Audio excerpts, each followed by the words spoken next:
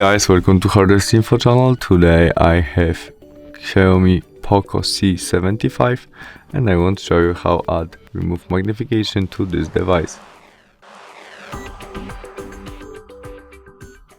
Open your settings application where we have additional settings selection and there date and time accessibility. Now we tap on vision where we have our magnification and we can turn on it by switch on, continue by OK.